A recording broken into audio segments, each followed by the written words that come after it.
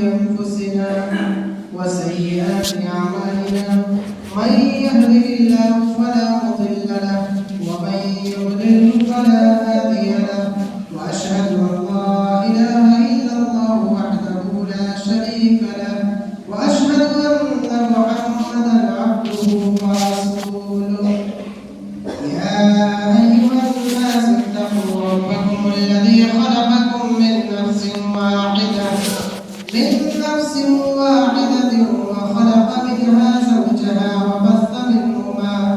وبث منهما رجالا كثيرا ونساء واتقوا الله الذي تساءلون به والأرحام إن الله كان عليكم رقيبا يا أيها الذين آمنوا اتقوا الله وقولوا قولا سديدا يصلح لكم أعمالكم ويغفر لكم ذنوبكم ومن يطع الله ورسوله فقد فاز فوزا عظيما يا أيها الذين آمنوا اتقوا الله حق تقاته ولا تموتن إلا وأنتم مسلمون أما بعد فإن خير الحديث كتاب الله وخير الهدي هدي محمد صلى الله عليه وسلم وشر الأمور محدثاتها وكل محدثة بدعة وكل بدعة ضلالة وكل ضلالة في النار. قال الله تبارك وتعالى في كلامه المجيد أعوذ بالله من الشيطان الرجيم بسم الله الرحمن الرحيم قاف والقرآن المجيد بل عجبوا أن جاءهم منذر منهم فقال الكافرون هذا شيء عجيب أإذا متنا وكنا ترابا ذلك رجع بعيد قد علمنا ما تنقص الأرض منهم وعندنا كتاب حفيظ بل كذبوا بالحق لما جاءهم فهم في أمر مريج أفلم ينظروا إلى السماء فوقهم كيف بنيناها وزيناها وما لها من فروج والأرض مددناها وألقينا فيها رواسي وأنبتنا فيها من كل زوج بهيج تبصرة وذكرى لكل عبد منيب ونزلنا من السماء ماء مباركا فأنبتنا به جنات وحب الحصيد والنخل باسقات لها طلع نضيد رزقا للعباد وأحيينا به بلدة ميتا وكذلك الخروج كذبت قبلهم قوم نوح وأصحاب الرس وثمود وعاد وفرعون وإخوان لوط وأصحاب الأيكة وقوم تبع كل كذب الرسل فحق وعيد أفعينا بالخلق الأول بل هم في لبس من خلق جديد بارك الله لنا ولكم في القرآن المجيد. قال الله تبارك وتعالى في كلامه المجيد أعوذ بالله من الشيطان الرجيم قل تعالوا أتل ما حرم ربكم عليكم ألا تشركوا به شيئا وبالوالدين إحسانا.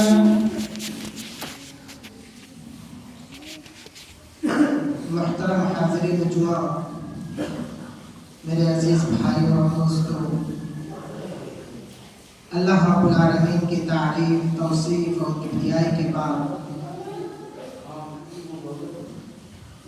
نبی کریم صلی اللہ علیہ وسلم پر لاکھوں کروڑوں درود و سلام نازل ہوں۔ اللہم صلی علیہ اللہم بارک علیہ۔ محترم حاضرین، اللہ رب العالمین نے انسانوں کو پیدا کیا اور انہی میں سے کوئی کسی کا باپ ہے یا تو کوئی کسی کا بیٹا ہے، کسی کا بھائی ہے، اور پھر اسی طریقے سے اللہ رب العالمین ہر انسان کو ماں باپ کی نعمت سے نوازتا ہے، اور یہ نعمت بہت بڑی نعمت ہے۔ جس کے ماں باپ نہیں اس انسان سے پوچھئے کہ ماں باپ کی اہمیت کیا ہوتی ہے۔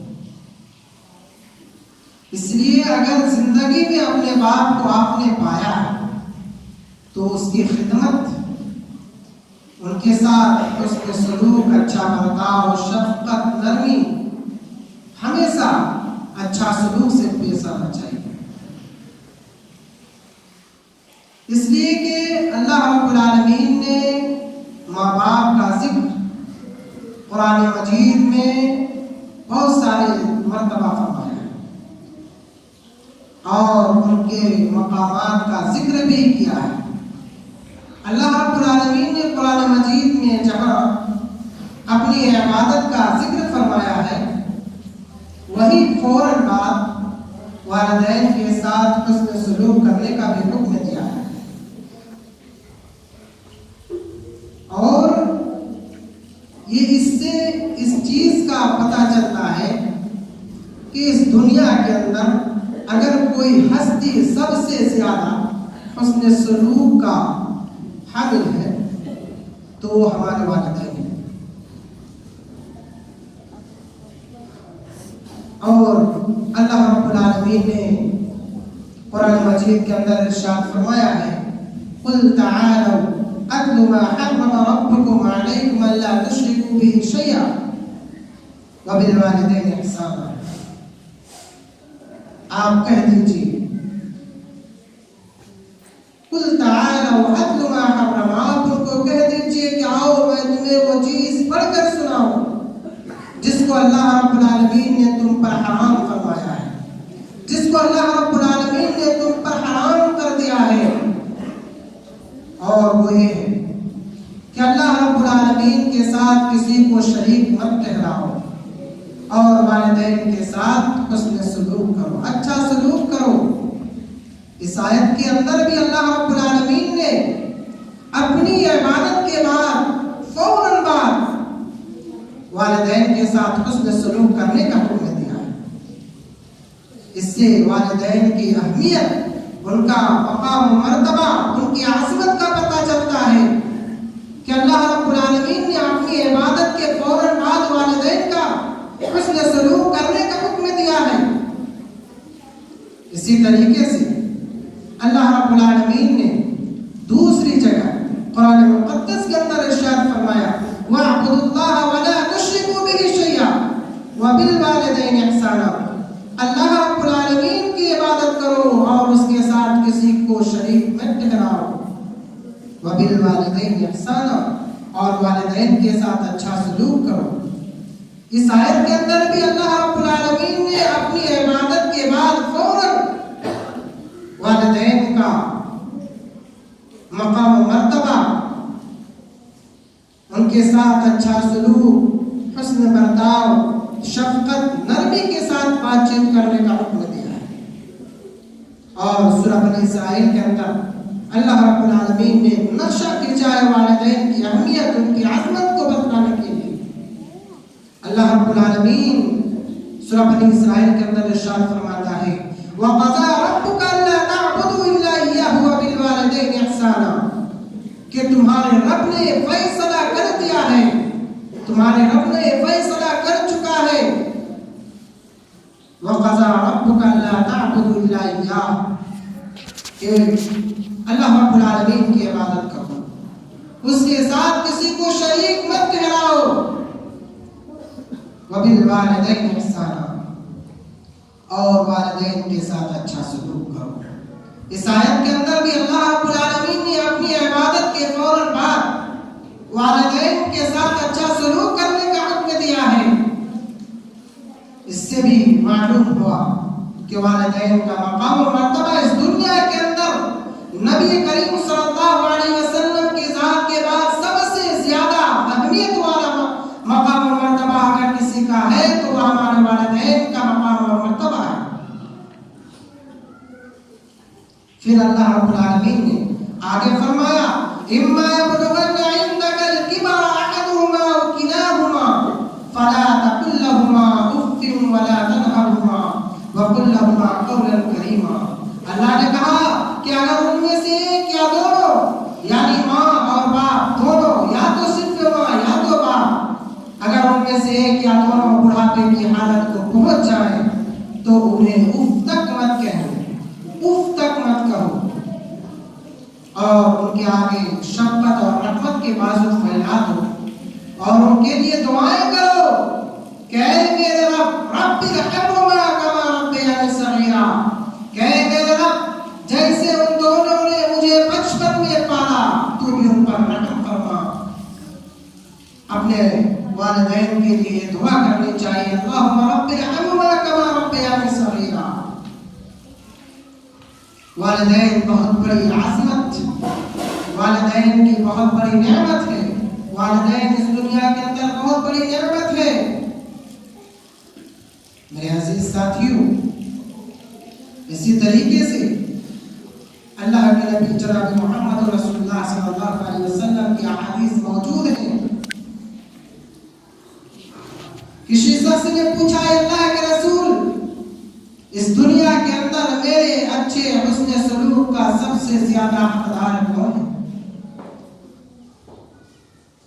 اللہ کے نبی جناب محمد رسول اللہ صلی اللہ علیہ وسلم نے فرمایا تمہاری ماں.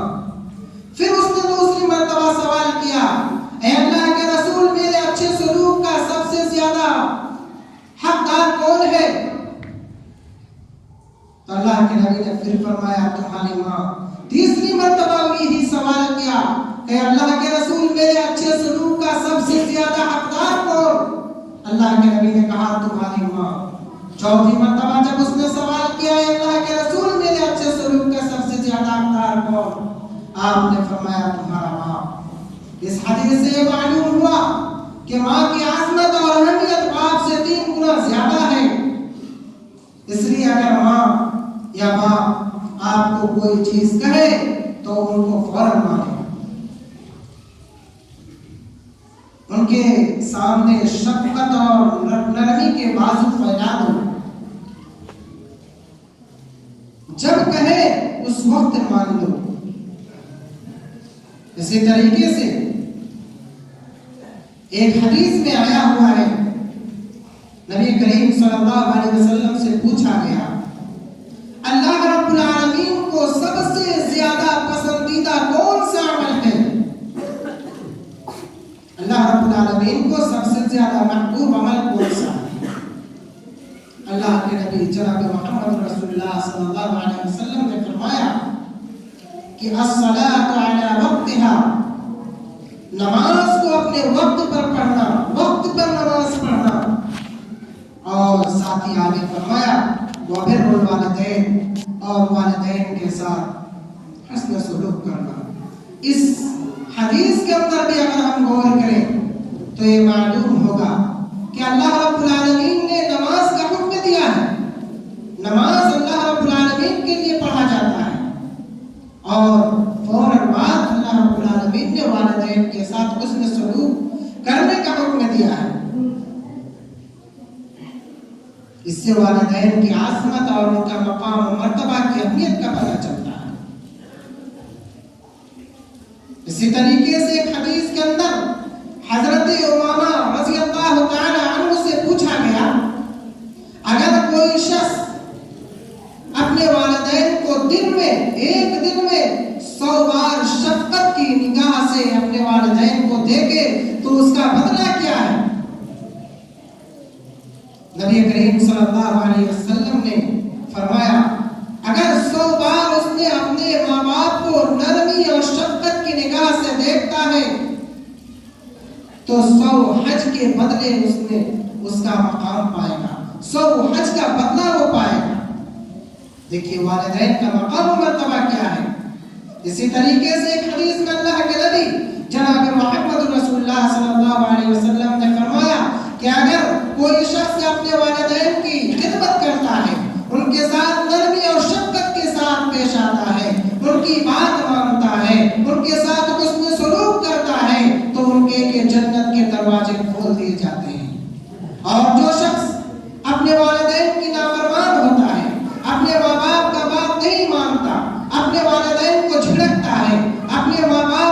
کوئی اہمیت نہیں دیتا تو ان کے لیے جہنم کے دروازے کھول دیے جاتے ہیں۔ دیکھیے میرے عزیز ساتھیوں، کتنی اہمیت کی چیز ہے، والدین کتنی بڑی نعمت ہے۔ اسی لیے تو اللہ کے نبی جناب محمد رسول اللہ صلی اللہ علیہ وسلم نے کہا ہے کہ ماں کے قدموں تلے جنت ہے۔ اس کا معنی یہ ہے، ہم سنتے ہیں کہ صرف ماں کے قدموں تلے جنت ہے، لیکن اس کا مطلب یہ نہیں کہ ہم اس کو نیچے کھو دیں، بلکہ اس کا مطلب یہ ہے کہ ماں کی زیادہ سے زیادہ خدمت کریں، ان کی بات کو مانے، جب وہ کہے تب تیار ہو جائیں۔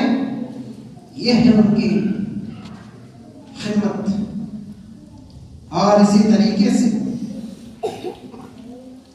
ایک حدیث کے اندر نبی کریم صلی اللہ علیہ وسلم نے فرمایا کہ اگر والدین ناراض ہیں تو اللہ بھی ناراض ہوگا،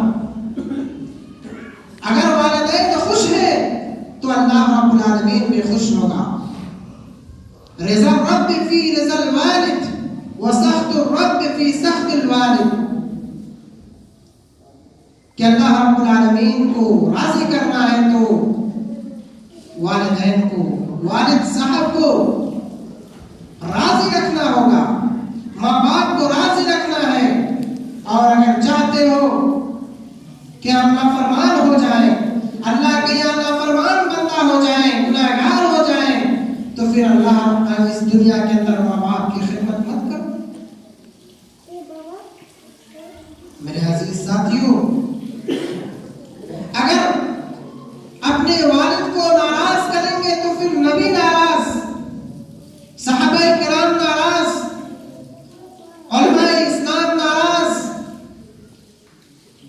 اسی طریقے سے اگر والد ناراض نہیں ہے، خوش ہے آپ کے کام سے، آپ کو دیکھ کر کے والد ناراض نہیں ہے، خوش ہے، تو پھر نبی بھی خوش، اللہ بھی خوش، صحابہ کرام بھی خوش، فرشتے بھی خوش۔ اور اگر جس شخص سے ناراض ہو گیا اس کا والد، اس کا باپ، اس کے والدین، تو پھر اللہ رب العالمین بھی ناراض، نبی کریم صلی اللہ علیہ وسلم بھی ناراض، فرشتے ناراض، علماء اسلام ناراض، صحابہ کرام ناراض۔ آپ کیا چاہتے ہیں کہ یہ سارے کے سارے لوگ ناراض ہو جائے ایک شخص کی وجہ سے؟ اس لیے میرے بھائیوں، اپنے والدین کو اگر زندگی میں پاتے ہیں، اگر زندہ ہے، تو پھر ان کی زیادہ سے زیادہ خدمت کریں، ان کا زیادہ سے زیادہ دیکھ بھال کریں، ان کے ساتھ زیادہ سے زیادہ زندگی گزاریں۔ اور جیسا کہ قرآن مجید کے اندر میں نے بیان کیا، اما یبلغن عندک الکبر احدہما او کلاہما، کہ اگر ان دونوں میں سے ایک یا دونوں بڑھاپے کو پہنچ جائے تو اف تک نہ کہو۔ تو میرے عزیز ساتھیوں، جب بڑھاپے کی حالت کو پہنچ جائے تو ان کی اور زیادہ سے زیادہ خدمت کرو۔ اس لیے کہ حدیث میں اللہ کے نبی جناب محمد رسول اللہ صلی اللہ علیہ وسلم نے اس شخص پر بددعا کی ہے، بددعا کی ہے کہ وہ شخص ہلاک ہو جائے۔ کس شخص پر؟ جو اپنے والدین کو بڑھاپے کی حالت میں پائے اور ان کی خدمت کر کے اپنے آپ کو جنت کا مستحق نہ بنا سکے، ایسے شخص پر اللہ کے نبی نے بددعا کی ہے۔ تو ہم تمام بھائیوں کو یہ کوشش کرنی چاہیے کہ اپنے والدین کو زندگی میں پاتے ہیں، چاہے وہ جوان ہو یا بوڑھے ہو، ہر حال میں ان کی خدمت کی جائے، ان کی بات مانا جائے۔ اللہ کے نبی جناب محمد رسول اللہ صلی اللہ علیہ وسلم کی بے شمار حدیث ہے جن میں والدین کی اہمیت اور عظمت کا پتہ چلتا ہے۔ اور اسی طریقے سے اللہ رب العالمین بھی قرآن مجید کے اندر والدین کی عظمت اور اہمیت کو बतलाता है कि इंसान अगर अपने माँ बाप को इस दुनिया के अंदर जिंदगी में पाते हो तो हमेशा उनके लिए, उनकी खिदमत के लिए तैयार रहो। लेकिन अगर वालिदैन तुम्हें कोई ऐसी चीज का हुक्म दे जिससे शरीयत का खिलाफ वर्जी हो रहा हो, नबी करीम सल्लल्लाहु अलैहि वसल्लम की हदीस का इनकार हो रहा हो, तो फिर उस वक्त माँ बाप की बात नहीं मानी जाएगी। क्योंकि अल्लाह रब्बुल आलमीन ने कुरान मजीद के अंदर इरशाद फरमाया है, वइन जाहदाका अला अन तुश्रिका बि मा लैसा लका बिही इल्म फला तुतिहुमा वसाहिबहुमा फिद दुनिया मारूफा, कि अगर तुम्हें वालिदैन शिर्क में मुब्तला करने की कोशिश करें तो फिर उस वक्त उनकी बात नहीं मानी जाएगी। अलबत्ता उनके साथ दुनिया में शफकत के साथ बातचीत करनी है, दुनिया के अंदर भलाई करनी है। इस पुरानी आयत से मालूम हुआ कि वालिदैन अगरचे नाफरमान है, अगरचे आपको बुरी चीजों का हुक्म देते हैं, फिर भी उनके साथ अच्छे से बात करें, हुस्न सलूक करें। उनकी बात नहीं मानी जाएगी, लेकिन उनके साथ आपको अच्छा बर्ताव करना है, उनके साथ नरमी के साथ बात करना है। ये तो वालिदैन के साथ हुस्न सलूक करने की अहमियत। अब हम आपको ये बताते हैं कि वालिदैन के साथ जहां हुस्न सलूक का हुक्म है, वही औलाद के साथ भी हुस्न सलूक करने का हुक्म है। अपने औलाद को नेक बनाएं, उनके लिए दुआएं करें, इसलिए कि औलाद बहुत बड़ी नेमत है। इसीलिए सहाबाए किराम ने अपने औलादों के लिए दुआएं की, अंबिया किराम अलैहिस्सलाम ने अपने औलाद के लिए दुआएं की। हजरत इब्राहीम अलैहिस्सलाम ने दुआ की, रब्बि हबली मिनस सालिहीन, ऐ मेरे परवरदिगार मुझे नेक बख्त औलाद अता फरमा। इसी तरीके से हजरत ज़करिया अलैहिस्सलाम ने भी बूढ़े हो चुके हैं, दुआ कर रहे हैं, rabbi humbly, हुनालिका दआ Zakaria रब्बह क़ाल rabbi humbly मिन लदुनका ज़ुर्रिय्यतन तय्यिबा इन्नका समीउद दुआ। उसी जगह हजरत ज़करिया अलैहिस्सलाम ने दुआ की, ऐ मेरे रब, तू हमें अपने पास से पाकीज़ा औलाद अता फरमा, बेशक तू दुआओं का सुनने वाला है।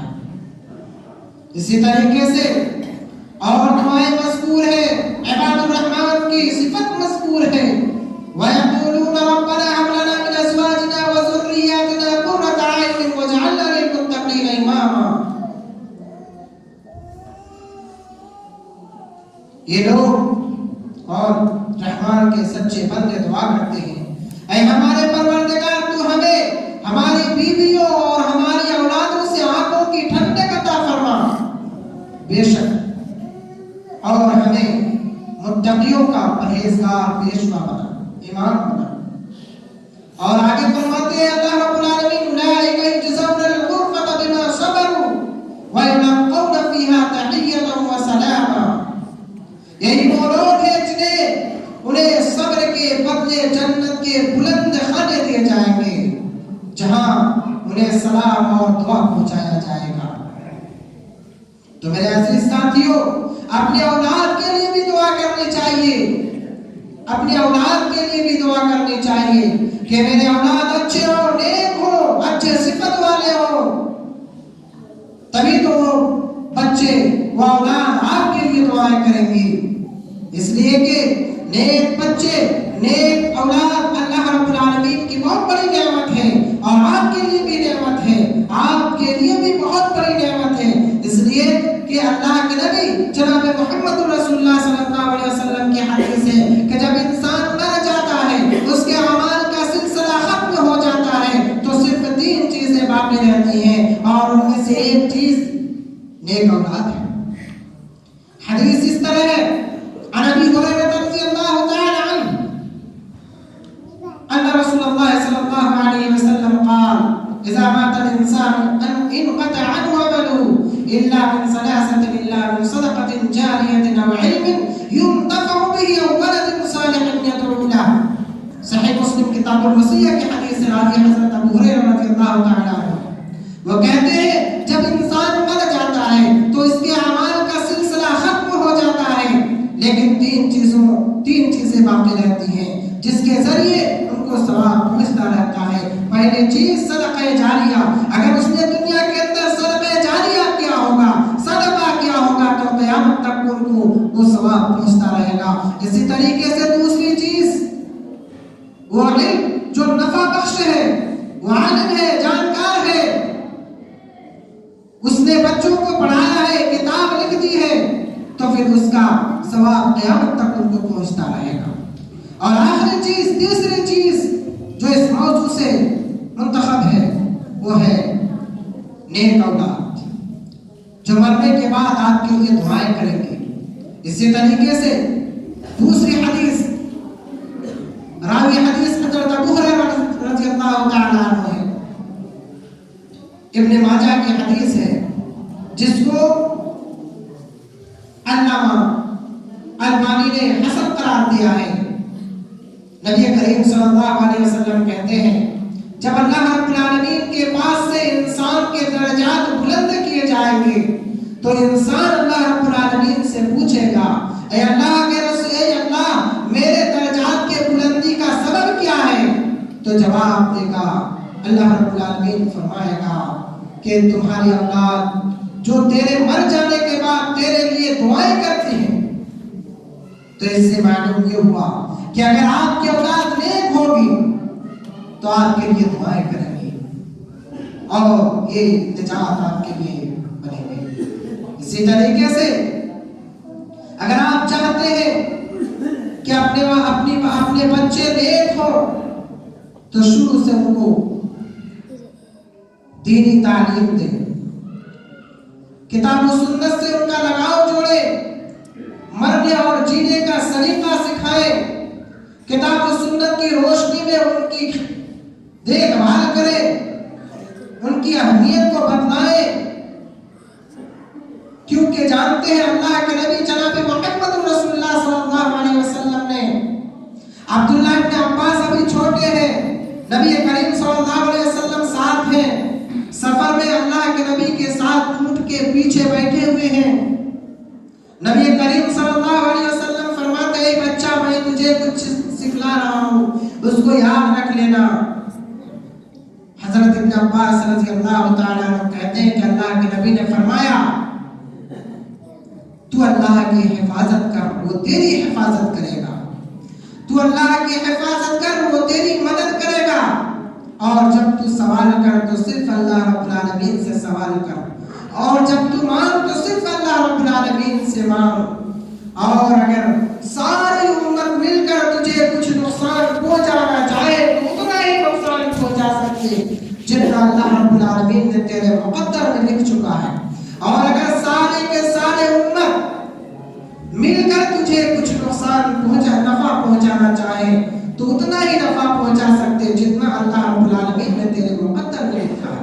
اس حدیث سے یہ معلوم ہوا کہ جب بھی ہم سوال کریں تو صرف اللہ رب العالمین سے سوال کریں، مدد طلب کریں تو اللہ رب العالمین سے کریں۔ اسی طریقے سے ایک دوسری حدیث جو بہت اہمیت کی حدیث ہے، بہت عظمت والی حدیث ہے، اللہ کے نبی بچوں سے کس طریقے سے وہ پیش آتے ہیں، اور ہر بچہ جانتے ہیں جب پیدا ہوتا ہے کوئی بھی بچہ کسی بھی قوم میں کسی بھی قوم کے ماننے والا کے گھر میں جب بچہ پیدا ہوتا ہے تو وہ نہ یہودی ہوتا ہے، نہ مجوسی ہوتا ہے، نہ نصرانی ہوتا ہے، صرف وہ دین اسلام میں پیدا ہوتا ہے، کیونکہ نبی کریم صلی اللہ علیہ وسلم کی حدیث موجود ہے، بخاری شریف کی حدیث ہے، نبی کریم صلی اللہ علیہ وسلم فرماتے ہیں ما من مولود الا یولد علی الفطرہ فابواہ او یہودانہ او ینصرانہ او یمجسانہ، کہ جب بچہ پیدا ہوتا ہے تو دین فطرت پر پیدا ہوتا ہے، لیکن اس کے بعد اس کے والدین اس کو یہودی یا مجوسی یا تو نصرانی بنا دیتے ہیں۔ اس حدیث سے معلوم ہوا کہ اگر آپ اپنے والدین اپنے بچے کو सही तालीम करेंगे तो वो बच्चा सही सीखेगा, वो सही तालीम देंगे तो सही सीखेगा। अगर उसको आप गलत तरीके पर भेजेंगे, गलत तरीका दिखलाएंगे तो यकीनन वो बच्चा गलत तरीका समझकर गलत तरीका इख्तियार करेगा। इसलिए मेरे अजीज साथियों, अपने वालिदैन, खुद जो वालिदैन हैं जिनके बच्चे हैं, पहले वो अपने हर किस्म की बुराइयों को छोड़े, क्योंकि बच्चे सीखते हैं, किससे सीखते हैं? जो अपने बड़े होते हैं, जो अपने वालिदैन होते हैं, माँ बाप होते हैं, देखते हैं कि मेरा बाप क्या करता है। बाप अगर रात को शराब भी कराता है और कोई शख्स बुलाएगा कि बुलाओ तुम्हारे बाप को घर में है, अगर वो शख्स कहेगा बेटे को कि जाओ उस शख्स को कह दो कि बाप घर में मौजूद है, तब तो ठीक है। लेकिन बाप अगर ये कहे घर में मौजूद है, और बाप अगर ये कहे बच्चे से कि बेटा कह दो कि फलां शख्स को ये कह दो कि बाप अभी घर में मौजूद नहीं है, तब उसके ज़हन में एक तसव्वुर पैदा होगा, तसव्वुर ये पैदा होगा कि झूठ बोलना जायज है। बाप मौजूद है और बेटा को ये सिखला रहा है कि जाओ फलां शख्स को कह दो कि बाप मौजूद नहीं है। इसी तरीके से बच्चे सीखते हैं, उसके दिल और दिमाग छोटे होते हैं, सीखने के लायक होते हैं।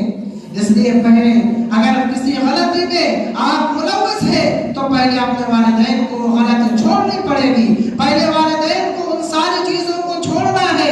अगर वो बुराई में मुलव्वस है तो उनको दरकिनार करना है और अपनी अच्छी अच्छी बातों को नबी करीम सल्लल्लाहु अलैहि वसल्लम की हदीस को देखकर अपनी जिंदगी को गुजारें।